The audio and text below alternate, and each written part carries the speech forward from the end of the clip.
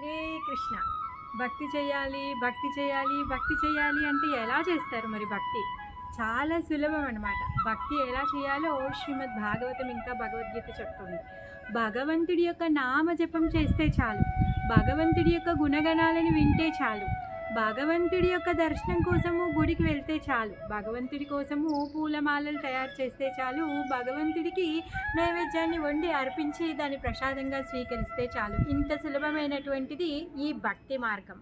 మరి ఈ భక్తి మార్గాన్ని ప్రతి ఒక్కరు కూడా చాలా సులభంగా దీన్ని పాటించవచ్చు. భక్తి మార్గంలో భక్తిని పాటిస్తూ ఉంటే మనము మన యొక్క ఆధ్యాత్మిక తేజాన్ని పెంచుకోగలుగుతాము. మన యొక్క ఆధ్యాత్మిక లక్ష్యాలని పొందగలుగుతాము.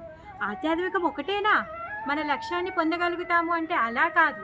భగవద్గీతలో భగవంతుడు చెప్తున్నాడనమాట, ఎవరైతే నాకు భక్తుడుగా ఉంటాడో తన యొక్క భౌతిక కోరికలు కూడా ఆధ్యాత్మిక కోరికలు కూడా తీరుతాయి అనేసి చెప్తున్నారనమాట. మరి ఇంత సులభమైన భక్తి మార్గాన్ని పాటించడానికి అతి సులభమైన మంత్రాన్ని ఈ కలియుగంలో సాక్షాత్ చైతన్య మహాప్రభువుల వారు మనకి వరదానంగా ఇచ్చారనమాట. హరే కృష్ణ కృష్ణ కృష్ణ హరే హరే, హరే రామ రామ రామ హరే హరే. ఎంత సులభమైంది కదా. ఈ మంత్రంని జపిస్తూ భగవంతుడి యొక్క గుణగణాలను వినడము అంటే ఏంటి? భగవద్గీతని శ్రీమద్ భాగవతం గురించి శ్రవణం చేయడం అన్నమాట.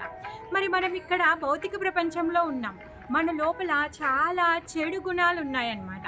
ఎప్పుడైతే ఆకాశం నుంచి పడేటటువంటి నీరు ఉంటుంది కదా, చాలా స్వచ్ఛంగా ఉంటుంది.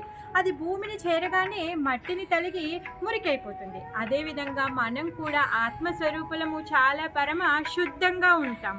కాకపోతే ఈ భౌతిక ప్రపంచానికి వచ్చి ఈ భౌతిక శరీరాన్ని తీసుకున్నప్పుడు ఈ గుణాల వల్ల మన స్వభావాల్లో మార్పు వచ్చి మనము రకరకాల గుణాల్లో మనము ప్రవర్తిస్తూ ఉంటాం. అందుకే మన గుణాల వల్ల వచ్చినటువంటి ఈ మురికిని వెళ్ళగొట్టాలి, తీసేయాలి అంటే భగవంతుడి యొక్క నామ జపాన్ని, భగవంతుడి యొక్క కథా శ్రవణాన్ని మనం చేయాలన్నమాట. అది మన చెవుల ద్వారా మన హృదయానికి వెళ్ళి మన లోపల ఉన్నటువంటి మలినాలన్నింటినీ కూడా తీసివేస్తుంది. హరే కృష్ణ.